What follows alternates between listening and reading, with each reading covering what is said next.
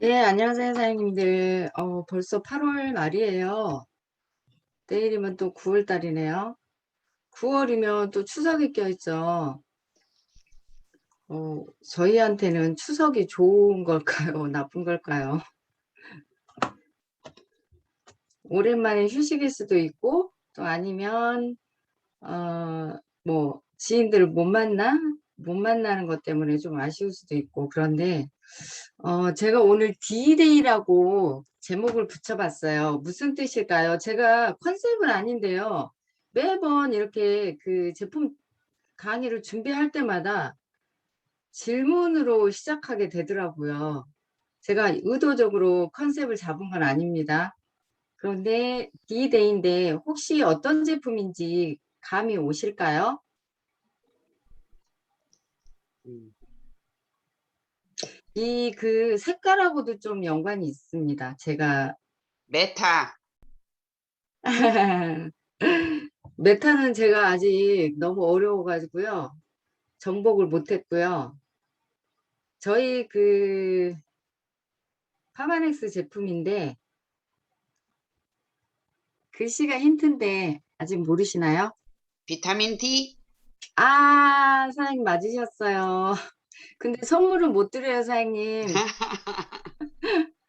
네, 비타민 D입니다. 비타민 D 매일매일 챙겨 드시나요? 제가 그 파마넥스 비타민 D 어, 구미에 대해서 이야기 나눠보도록 하겠습니다.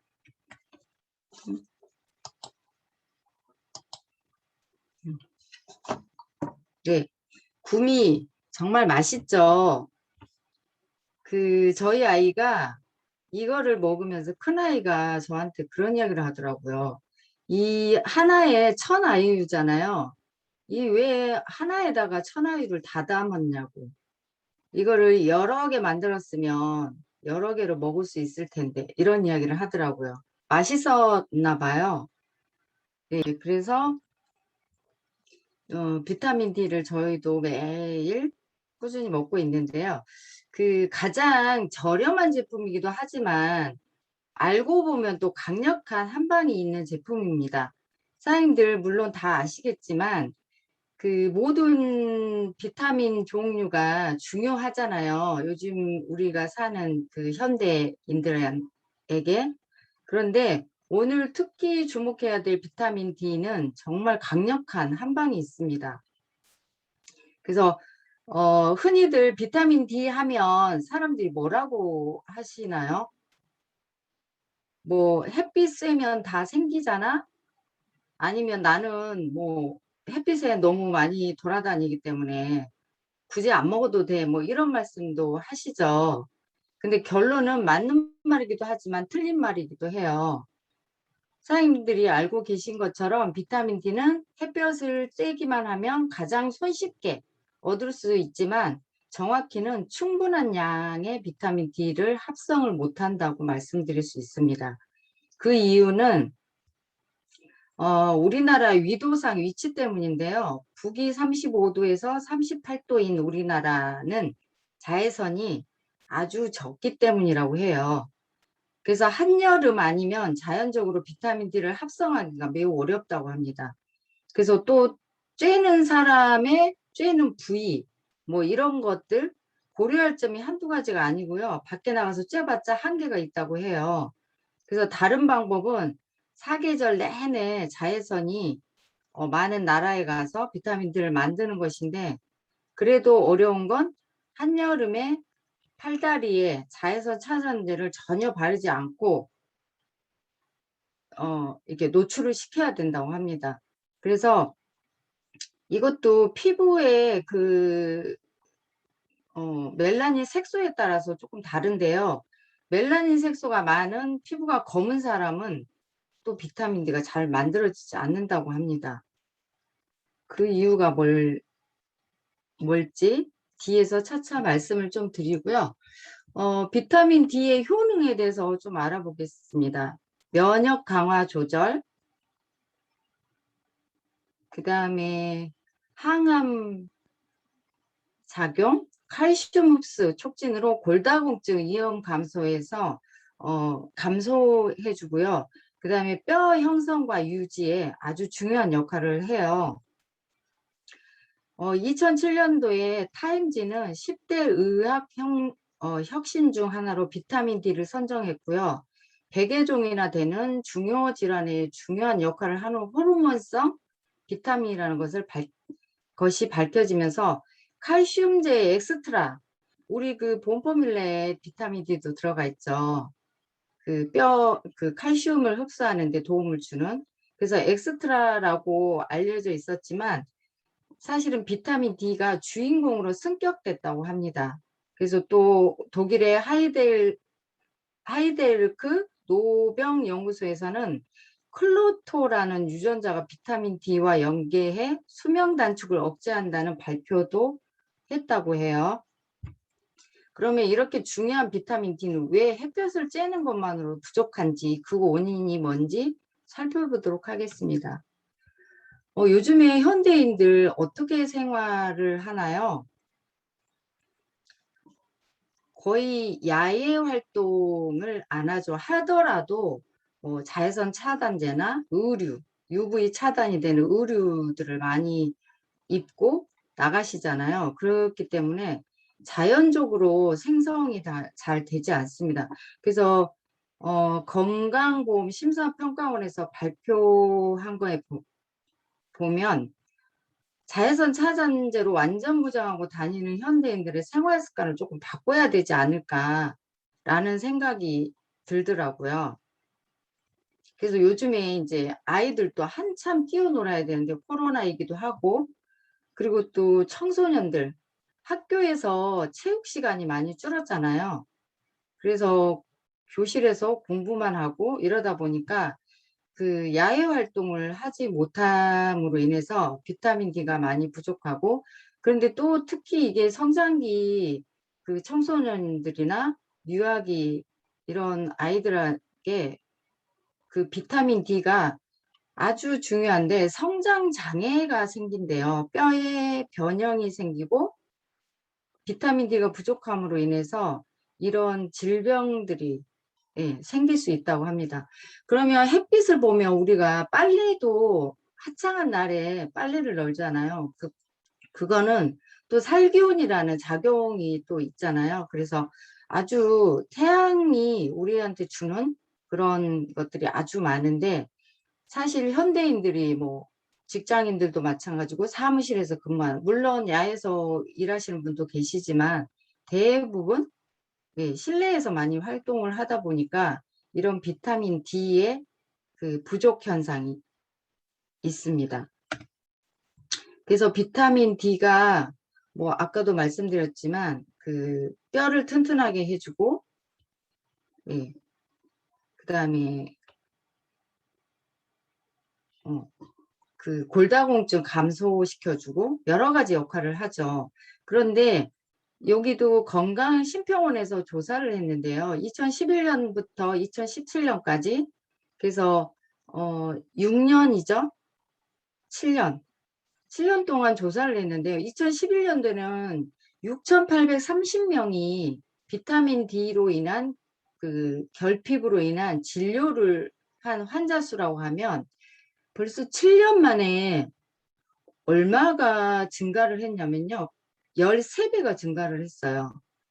엄청나죠.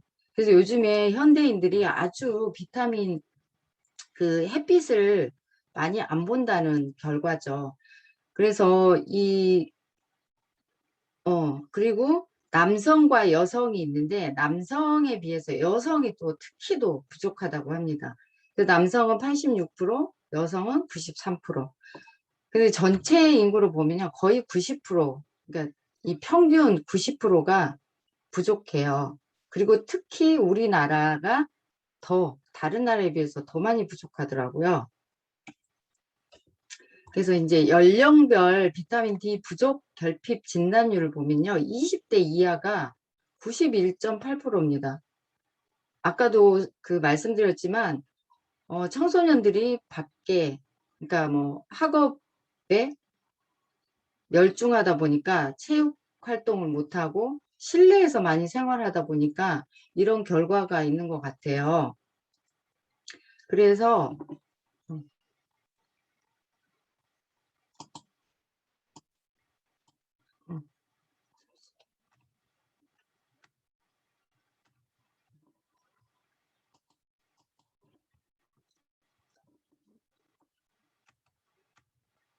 네.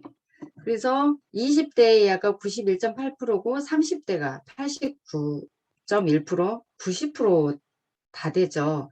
40대가 85.5, 그다음에 50대가 85.2, 60대 80점. 그러니까 연령대가 좀 높을수록 그래도 이렇게 바깥 활동을 조금씩 더 하는 걸로 예, 나타나고 있고요. 그리고 이 20대 청소년들이 더 많이 햇빛에 노출돼야 되는데 오히려 더 줄고 있잖아요. 그래서 이 만성질환, 그러니까 비타민 D가 결핍되면 만성질환의 발병이 위험도가 높아지고요. 비만, 당뇨, 요즘에 청소년들 비만도 많잖아요.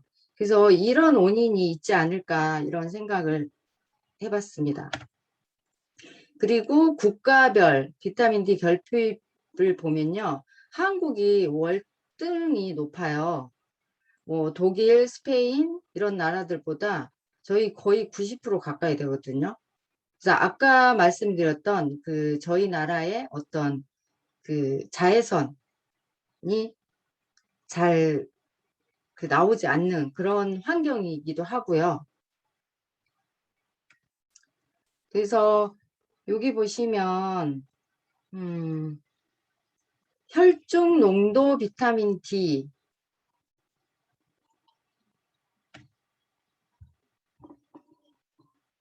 그 혈중 농도 비타민 D가 뭐냐면 그 우리 비타민 D는 대표적으로 지용성 비타민이에요. 그래서 한번 먹으면 오래 우리 몸에 지방으로 있다가 조금씩 혈액으로 나오게 되어 있다고 합니다. 그래서 표에서 보신 것처럼 뭐 이 10에서 20인 사람은 하루에 복용량이 500 IU 를 드셔야 된다고 해요.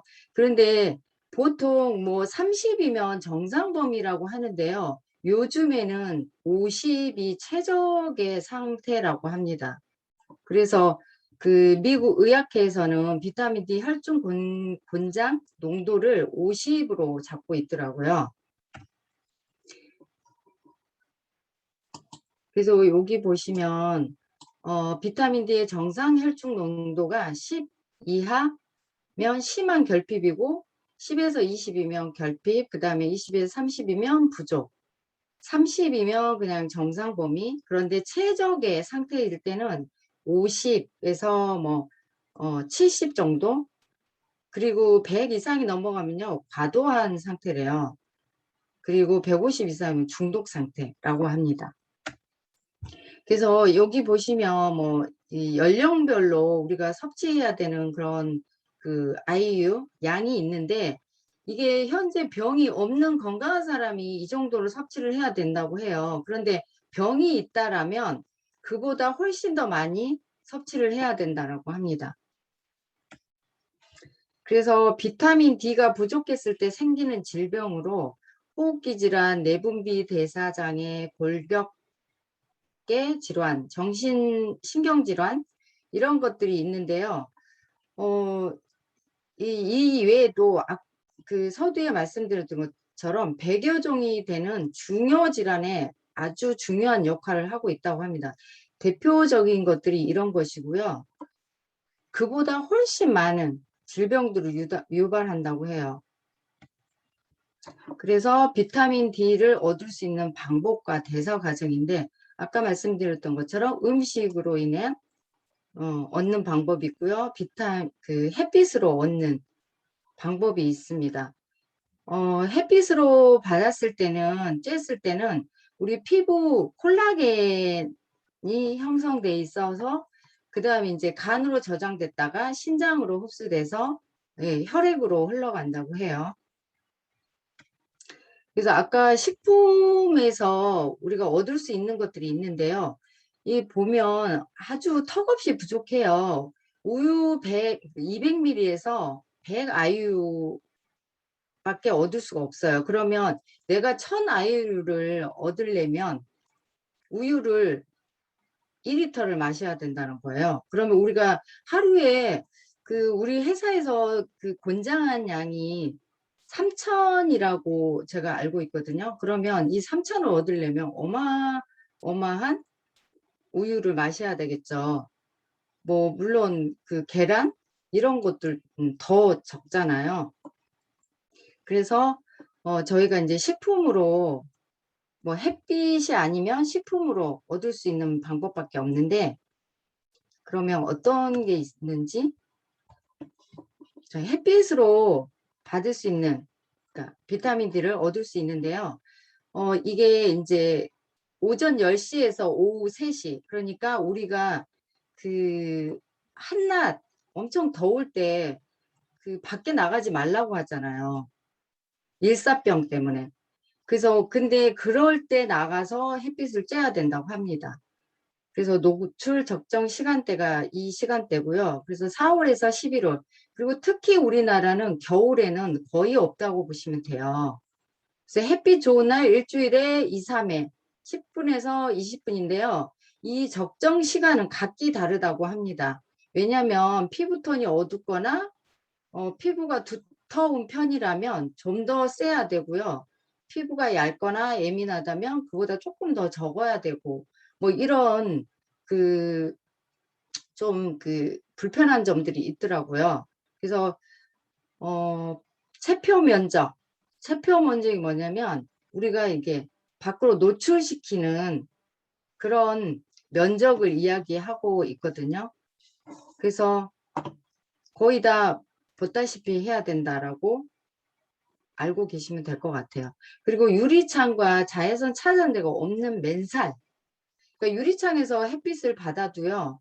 자외선 우리가 UVB가 이 비타민 D를 만드는 거거든요. 그런데 그러니까 창가에서는 자외선 차단제나 이런 거를 바르고 서 있다고 해서 예, 광합성이 안 된다는 거죠.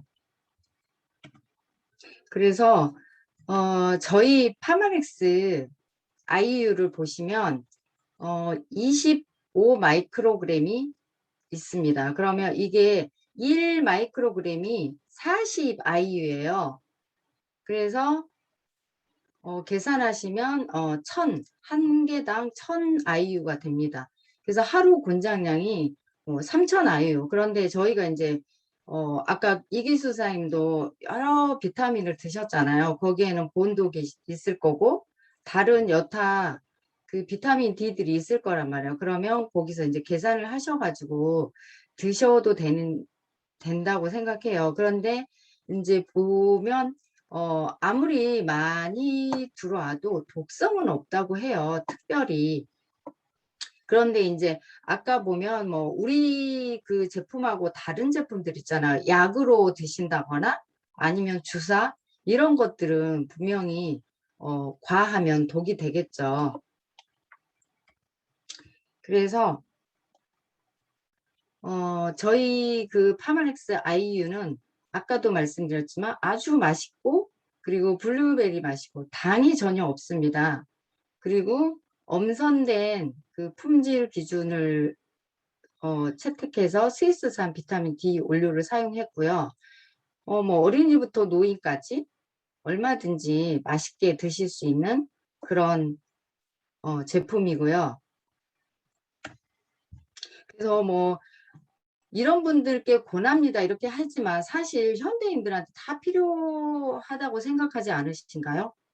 저는 그렇게 생각을 했고, 그리고 제가 이걸 준비하면서 저희가 뭐 비타민이 중요하지 않는 비타민이 없지만 또 다시 이 비타민 D가 왜 중요한지, 이 비타민 D가 부족함으로 인해서 우리 몸에서 생길 수 있는 질병들이 거의 모두라고 보시면 될 것 같아요. 아까 뭐 제가 이렇게 뭐 혈류순환계 뭐 이렇게 간단하게 요약은 했지만 너무너무 많은 질병들이 요 비타민 D로 인해서 발병이 되더라고요. 그래서 이제 마지막으로 이 동영상을 보고 마무리를 할 건데요. 그 여에스터 선생님 아시죠? 이분이 강조하는 비타민 D의 중요성을 영상으로 한번 확인해 보겠습니다. 아, 여에스터, 너 30개씩 못 먹어. 너 딱 하나만 먹어야 돼. 라고 했을 때 저는 선택할 영양제가 바로 비타민 D입니다. 비타민 D는 항암 비타민이라는 별명이 있죠. 전 세계적으로 유방암이나 대장암이나 전립선암이 많이 생기는 분들의 공통점을 봤더니 혈중 비타민 D의 농도가 낮은 사람들이 암이 많이 걸렸다는 거. 두 번째는 면역 비타민입니다. 비타민 D는. 이 핀란드와 베네수엘라의 당뇨 발병의 차이를 봤더니 엄청난 차이가 있더라는 거예요. 왜? 베네수엘라는 햇볕을 많이 보고 핀란드는 햇볕을 많이 못 보니까 핀란드나 이런 곳에서 당뇨 발병, 대장암 발병 이런 것들이 그러니까 햇볕을 많이 못 보는 지역이 많기 때문에 이 비타민 D는 면역 비타민, 항암 비타민, 우리 몸에 가장 중요한 영양제입니다. 그래서 너무 많이 여러 가지 먹는 게 힘드신 분들은 비타민 D만은 꼭 드시는 게 너무너무 중요해요. 그런데 비타민 D는 햇빛 좀 자주 쐬면 된다는데 왜 굳이 영양제를 먹어야 돼요? 그러게요. 예, 이제 햇볕이 좋아. 비타민 D가 너무 중요해. 그래서 햇볕 쬐려고 실내에서 창가에 이렇게 가서 있으면 D가 만들어질까요? 안 만들어지죠? 우리가 창문을 통과할 수 있는 자외선은 자외선 A입니다. 자외선 A가 피부에 주름을 만들죠. 그러니까 창문 안에서 근무를 하는 분들도 선크림 자외선 A 차단하지 않으면 얼굴에 주름살이 다 생겨요. 근데 안타깝게도 비타민 D를 만드는 자외선은 자외선 B예요. 이건 창문을 통과하지 못합니다. 비타민 D가 만들어지지 않아요. 자, 비타민 D와 관련된 두 번째 정보는요. 60대 중반이 넘어가면 햇볕을 봐도 비타민 D는 생성이 되지 않습니다. 65세 이상? 우리가 비타민 D라고 하는 건 햇볕을 보면 여러 가지 피부 아래에 있는 효소나 여러 가지 작용하는 물질에 의해서 강과 콩팥을 통과해서 만들어지는데 이게 이제 60대 중반, 65세가 넘어가게 되면 그런 피부 아래에서 비타민 D를 형성하는 효소도 부족해지는 거예요.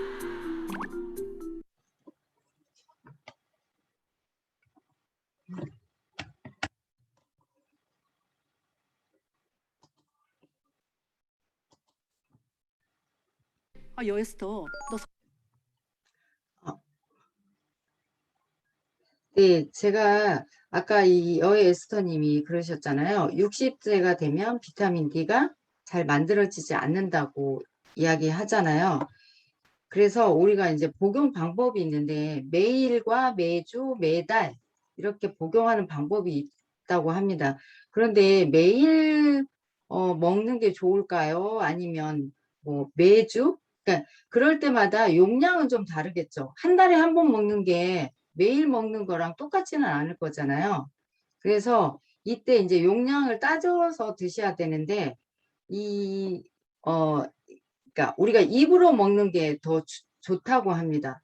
그러니까 요즘에 보면 뭐 주사를 이용해서 또 그 비타민 D를 충족하시는 분들이 계시잖아요. 그런데 주사보다는 먹는 게 훨씬 더 좋다고 합니다.